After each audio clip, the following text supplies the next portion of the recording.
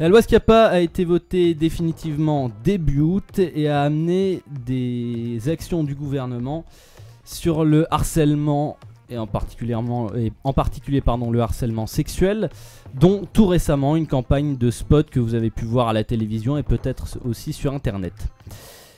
Et la protection de l'enfance dans tout ça, et surtout quand on entend les différents scandales de pédophilie dans l'église qui ressortent, la loi Schiappa a-t-elle fait avancer les choses en la matière? C'est la question de la semaine que nous posons, entre autres, c'est une des questions que nous posons à notre invitée, Martine Brousse. Bonsoir. Bonsoir. Vous êtes donc présidente de la fédération d'associations La Voix de l'Enfant. Et j'ai envie de vous poser la question directement. Est-ce que la loi Schiappa a fait avancer les choses en matière de protection de l'enfance? Alors, dans son ensemble, non. Pourquoi? Alors, la loi en elle-même sur le sexisme et le harcèlement, bien sûr, elle s'adresse aux adultes, touche des femmes adultes ou des hommes, et les présumés auteurs sont des adultes. Or, à un moment donné, dans les discussions, suite à des affaires qui ont été reprises par l'ensemble des médias de ces deux petites filles de 11 ans victimes de viol, mais du fait qu'il n'y avait ni contrainte ni menace et les autres termes repris par la justice, ça n'avait pas été considéré comme viol, et donc consentante. Et c'est à partir de là que le gouvernement a décidé d'introduire dans ce texte, qui était lutte contre le sexisme et le harcèlement, un article qui est l'article 2, soi-disant pour mieux protéger les mineurs et que l'on ne retienne plus cette notion qui n'était pas dans la loi de consentement. Consentement ou non, contrainte, pas contrainte, menace, violence, surprise. Or, il y a eu tout un travail et vraiment une campagne des associations, d'une part pour sortir ce texte de cette loi, du harcèlement et de lutte contre le sexisme, ça n'avait rien à voir, et surtout pour prendre le temps de redéfinir ce qu'était le viol. Qu'est-ce que le viol? Est-ce qu'une petite fille est consentante d'avoir une relation sexuelle avec pénétration à 11 ans? Est-ce qu'elle est consentante parce qu'elle n'a pas su dire non, elle n'a pas su résister? Et que lorsqu'une instruction s'ouvre, même pas, il n'y a même pas d'instruction, c'est une enquête préliminaire, on considère que c'est une atteinte sexuelle. Et c'est pour ça que la Voix de l'Enfant et de nombreuses autres associations, nous avons pris une position très claire, déterminée pour dénoncer cet article 2. Il faut quand même relever deux éléments importants dans ce texte de loi en général. C'est que le fait que les personnes victimes, lorsqu'elles étaient mineures, ont 30 ans après leur majorité pour révéler des faits et déposer plainte. La Voix de l'Enfant pense que ça suffit, il ne faudra pas aller plus loin, parce qu'après il y a des questions d'éléments de preuve, et il ne faut pas non plus victimiser les victimes. Et il y a un autre élément qui nous paraît important dans cet article 2, c'est celui, alors je vais être un peu cru pour vos auditeurs, mais je crois qu'il faut prendre les mots comme ils sont, c'est la notion de fellation. Car jusqu'à maintenant, elle n'était retenue que dans un sens. Et par exemple, nous avons une affaire à Versailles où la mère a commis des fellations sur son enfant, ce n'était pas retenu comme viol. Or aujourd'hui, le texte nous permettra, sur des affaires à venir, que des adultes qui commettent des fellations sur un mineur, eh bien, ça soit considéré comme un viol. Et ça, c'est une avancée, il faut le reconnaître. Par contre, tout le reste, c'est pire que le texte précédent. C'est-à-dire qu'aujourd'hui, ça sera au bon vouloir des magistrats de considérer si le mineur ou la mineure avait la maturité psychologique et la maturité sexuelle. Qu'est-ce que c'est que la maturité sexuelle? Moi, j'attends que les magistrats nous définissent la maturité sexuelle et même la maturité tout court. On a en effet des mineurs de 12, 13 ans qui ont une certaine maturité psychologique et vous en avez de 14 qui ne l'ont pas du tout. Donc pour nous, il était clair que nous demandions que tout acte de pénétration sur un mineur de moins de 15 ans soit considéré comme un viol. Et qu'après, eh bien, c'était et aux parties, aussi bien partie civile que la défense, si jamais c'était... Et c'était bien, une question pour vos éditeurs importante, c'était des relations entre un mineur ou une mineure et un adulte. On n'abordait pas tout ce qu'on a cru et ce qu'on a voulu faire croire au grand public. Ça ne touchait pas les relations des mineurs entre eux. Et donc, nous demandons et nous avons demandé qu'il y ait véritablement on prenne le temps de redéfinir la notion de viol. Il y a une mission qui avait été mise en place, qui avait fait des propositions dans ce sens-là, ainsi que de regrouper l'ensemble des textes en matière de violences faites aux enfants dans un chapitre du Code pénal, plutôt que tout le temps d'avoir faute aggravée parce que c'est l'oncle, la tante, le grand-père, la grand-mère. Voilà, la position est très claire. Nous ne désespérons pas avec la réforme. Nous pensons, la loi est votée. Donc, on va faire en sorte... Est promulguée depuis le mois d'août, elle est promulguée et donc nous ne pouvons rien y faire. Par contre, il y a une réforme de la justice en cours et là, nous souhaitons que l'on prenne le temps de redéfinir cette notion de viol. C'est le travail que fait la Voix de l'enfant et d'autres associations, c'est le travail que fait la Commission nationale consultative des droits de l'homme dont je suis membre et membre titulaire en tant que représentante de la Voix de l'enfant. Je crois que c'est important. Et à partir de cette redéfinition, je pense que nous pourrons repenser justement les peines qui seront encourues. Alors, vous avez soulevé plusieurs choses, parmi lesquelles le fait que ce soit des majeurs sur des mineurs. Est-ce que ça veut dire, parce qu'il me semble, j'ai peut-être parcouru un peu vite la loi, mais que on ne prévoit pas une différence d'âge. Enfin, disons qu'il n'y a pas de différence d'âge écrite dans la loi. On dit qu'il faut qu'il y ait une différence d'âge, mais sans que ce soit clairement indiqué tant d'années. Est-ce que vous pensez qu'il faudrait que, par la voie légale, on dise il faut que, pour que ce soit défini comme un crime, qu'il y ait une différence d'âge de X entre le mineur et le majeur? Oui, et c'est pour ça que nous pensons, et à la Voix de l'enfant nous le pensons fortement, qu'il faut redéfinir cette notion de viol, comme ce l'est dans d'autres pays, par exemple le Canada. Et je crois que ça demande du temps. On ne peut pas en quelques mois décider que c'est entre tel âge et tel âge. Ce qui est sûr, c'est que nous avons fait tout un travail avec des professeurs en neurosciences. Et nous savons les dégâts que provoquent tous ces actes sexuels sur des mineurs. Et souvent, c'est relevé par des professeurs de Martineau, neurosciences, qui disent c'est jusqu'à 16 ans et c'est même jusqu'à 25 ans. Donc c'est pour ça que nous avions, dans la mission pluridisciplinaire, retenu l'âge de 15 ans. Ce n'est pas possible de laisser, aussi bon que soient des magistrats, de décider une maturité sexuelle, une vulnérabilité ou pas. Et c'est pour ça que nous demandons. Nos magistrats auraient gardé du bon sens, comme nous aurions pu le penser. Mais comment des magistrats, après juste une enquête préliminaire avec comparution immédiate, peuvent décider qu'une mineure, qu'elle soit de Pontoise ou de Meaux, soit consentante pour être violée? Alors, qu'est-ce qui est jusqu'à 16 ou 25 ans? Pardon, j'ai pas bien compris. C'est qu'aujourd'hui, les recherches en neurosciences montrent que le cerveau d'un mineur est très fragile jusqu'à au moins 16 ans et que des actes de violence sexuelle ou autres sur ces cerveaux-là marquent malheureusement très profondément l'enfant, l'adolescent et son devenir, et même jusqu'à 25 ans. En fait, les professeurs disent en neurosciences et autres, et scientifiquement, c'est prouvé scientifiquement, les études canadiennes, américaines et autres, et françaises, parce qu'on oublie on a vraiment aujourd'hui des études en France, parce qu'on va toujours les chercher ailleurs, mais pourquoi pas prendre les nôtres aussi? Donc nous nous sommes appuyés sur des études françaises, nous avons rencontré les professeurs en neurosciences, qui nous ont, avec les éléments qu'ils avaient, montré de la fragilité, et pourquoi il était nécessaire de protéger des mineurs, surtout que, pour vos éditeurs, il est important de savoir qu'en France, les premiers rapports, les dernières études montrent que les premiers rapports sont en moyenne de 17 ans. Donc, il est important de protéger au moins les moins de 15 ans d'un rapport sexuel qui n'est pas consenti. Et même s'il est consenti, très souvent, il est mal vécu. Et là aussi, il va falloir accompagner. Donc, si je comprends bien, ça veut dire que les dégâts sur les mineurs se font ressentir jusqu'à leurs 25 ans, c'est ça? Non, ils sont plus profonds jusqu'à 25 ans. C'est-à-dire que, par exemple, on va prendre une petite fille de 11 ans violée, une femme violée. Les conséquences, c'est un drame pour les deux êtres, ce sont deux êtres humains. Mais les conséquences traumatiques sur la petite de 11 ans sont démultipliées par rapport à la femme qui aura des conséquences et des traumatismes très importants. Mais chez l'enfant de 11 ans, 12 ans, 13 ans, c'est démultiplié. D'accord. Rima, vous avez une question? Oui, je voulais approfondir quelques questions en fait qui vont peut-être paraître périphériques, mais j'avais Il n'y a l'impression. pas de questions périphériques. En tout cas, le texte m'avait paru intéressant aussi dans la mesure où il élargissait vraiment la question des violences sexuelles.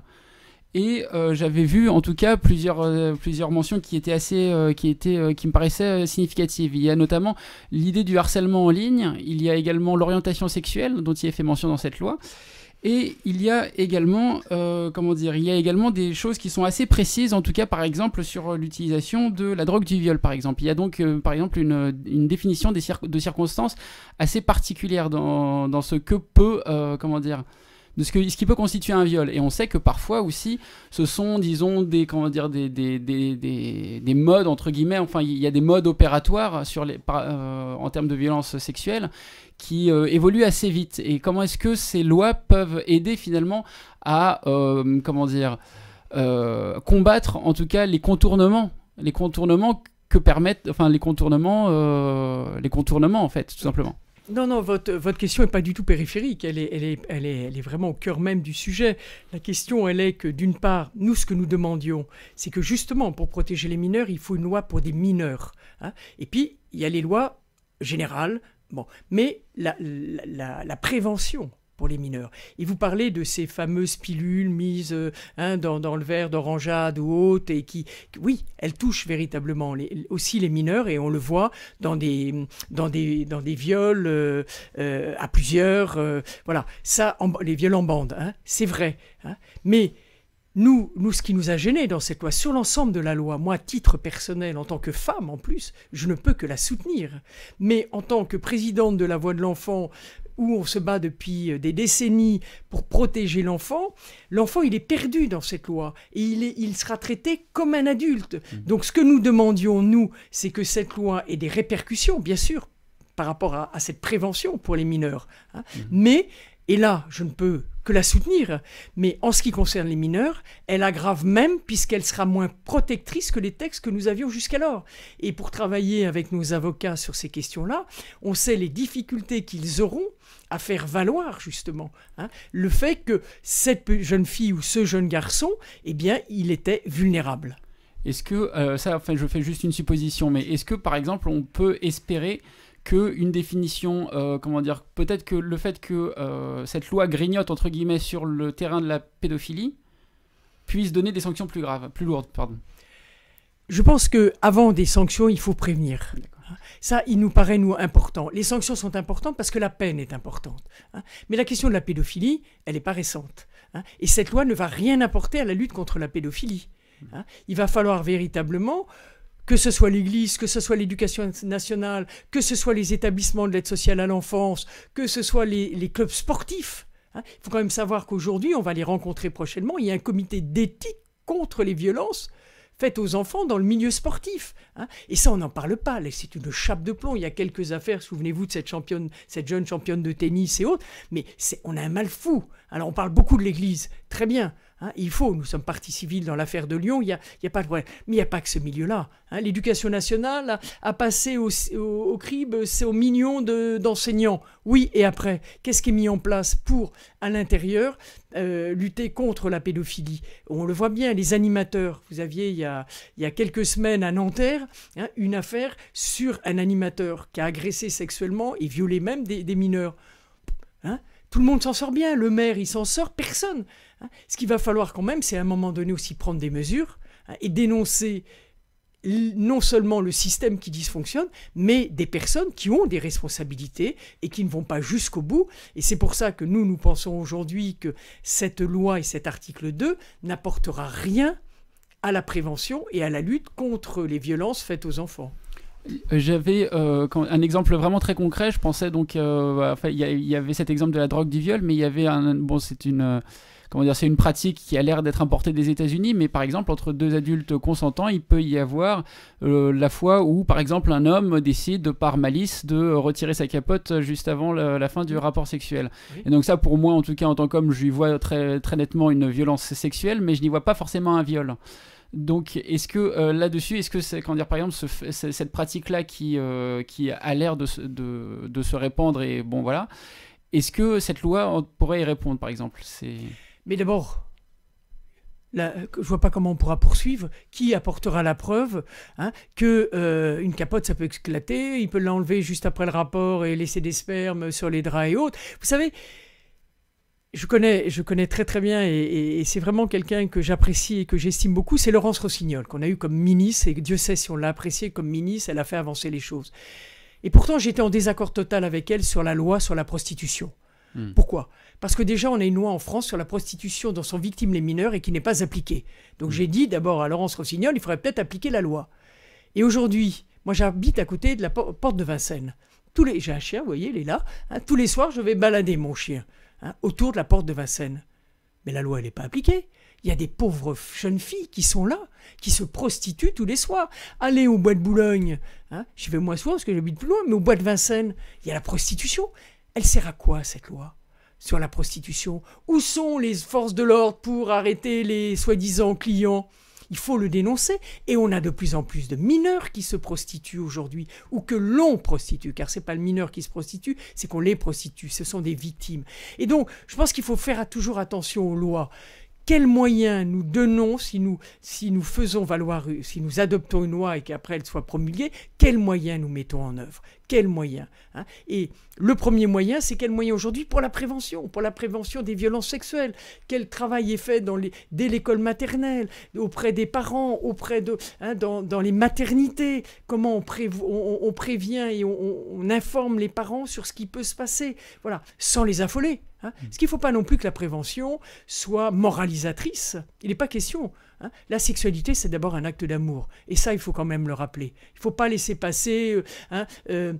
on ne doit pas te toucher, tu sais, c'est pas... Non, c'est pas ça du tout. La prévention, c'est progressivement accompagner l'enfant pour découvrir sa sexualité, découvrir son physique, et rappeler que, voilà, là, un acte sexuel, c'est avant tout un acte d'amour. Mais que ça peut déraper et qu'il y a des prédateurs. Et c'est contre eux qu'on lutte. Et donc, quand vous parlez de redéfinition du viol, comment est-ce qu'il faudrait le redéfinir dans le code pénal? On se donne rendez-vous dès qu'on a fini notre travail, on vient vous présenter. Ce qui est sûr, c'est que je crois que tout à l'heure vous l'avez soulevé, il va falloir qu'on se dise que notre société elle évolue. Même si nous savons que la majorité des premiers rapports c'est 17 ans, il faut donc protéger.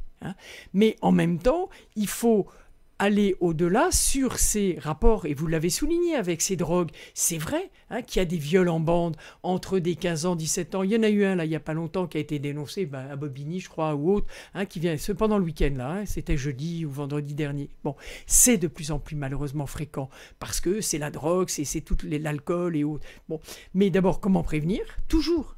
On ne peut pas... La Voix de l'enfant a une démarche éducative. Et en même temps répressive. Vous voyez, dans un tout autre domaine, cette mère qui a indirectement participé au fait que son mari mette le petit bonhomme de 3 ans, le petit Bastien, dans une machine à laver, est condamnée à 15 ans.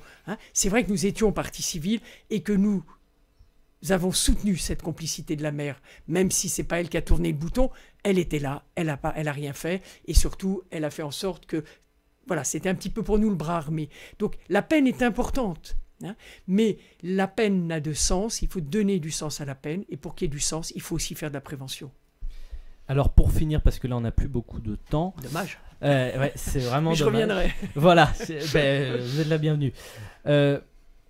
J'aimerais qu'on parle dans la minute qui nous reste, je sais c'est pas énorme, mais il arrive, et très souvent, c'est, si j'ai bonne mémoire des chiffres que j'avais pu voir, que les viols soient commis par des mineurs sur des mineurs. Si j'ai bonne mémoire, c'est ça le plus souvent. Là, même avec la loi Schiappa, même avec une différence d'âge, il n'y a rien de possible d'autre que éventuellement l'accompagnement. Qu'est-ce qu'on peut faire face à ça? Alors, d'abord, viol, ça dépend. Parce que la majorité des viols sur les mineurs, c'est 80% intrafamilial. Donc, ce dont vous parlez, ce sont ces viols justement en bande ou lors d'une soirée ou bon. Il y a aussi frère sur sœur ou ce genre de choses. Alors ça, c'est l'inceste. C'est 80% des agressions sexuelles aujourd'hui en France. 80% sont intrafamiliales. Mais après, alors ces questions-là sont, et là ça mérite excusez-moi, mais une émission, c'est parce que c'est générationnel. C'est-à-dire qu'il y avait l'arrière-arrière-grand-père qui a violé ses filles, les petites filles, etc. Et c'est descendu et les fils ont pris hein, ce même pas que l'arrière-arrière-grand-père. Et à partir du moment où on fait arrêter un des auteurs incestueux, ça s'arrête. La plupart des pères incestueux ne sont pas des récidivistes. Ils ne touchent qu'à leur enfant, c'est intrafamilial. Là, on a une affaire à Versailles, elle est transgénérationnelle, c'est le père, la mère et la grand-mère. Et on découvre que la grand-mère, ses filles étaient violées par le père et qu'elle-même avait été... Voilà, c'est transgénérationnel. Et là, il y a un vrai travail à faire sur lequel il faut que la France se donne les moyens, comme dans d'autres pays, parce qu'on peut. On ne va pas tout éradiquer, mais on peut à un moment donné mettre fin à ça. Et après, il y a tous ces viols entre mineurs où souvent le mineur, il faut qu'on se pose la question, qu'est-ce qu'il a vécu avant ? Qu'est-ce qu'il a vécu ? Est-ce qu'il n'était pas une victime avant ? En dehors des actes de violence et autres qui...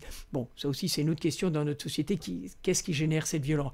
Mais sur cette relation sexuelle qui est violente et qui est un viol, qu'est-ce qu'a vécu ce mineur ? Donc ça demande vraiment, c'est pour ça qu'il faut du temps et que nous demandons à la garde des Sceaux, Madame Belloubet, là aussi de prendre le temps. Il ne faut pas des années, hein, mais quelques mois pour qu'on puisse redéfinir le viol, mieux protéger les mineurs et faire de la prévention. Eh ben alors, la redéfinition du viol, je vous propose qu'on en reparle. Tout à fait, et avec plaisir. Merci beaucoup, Martine Brousse, d'être venue sur LVE. Je suis vraiment désolé. Déjà, c'était plus court que prévu. Et puis, c'est des questions qui mériteraient en effet une émission, 2 émissions, 3 émissions, 4 émissions, voire une émission de 4 heures. Ce sera on verra avec vos auditeurs ce qu'ils souhaitent. Et ben voilà, on va leur demander. À vous de nous dire sur les réseaux sociaux, entre autres. Merci de nous écouter. La question de la semaine revient la semaine prochaine.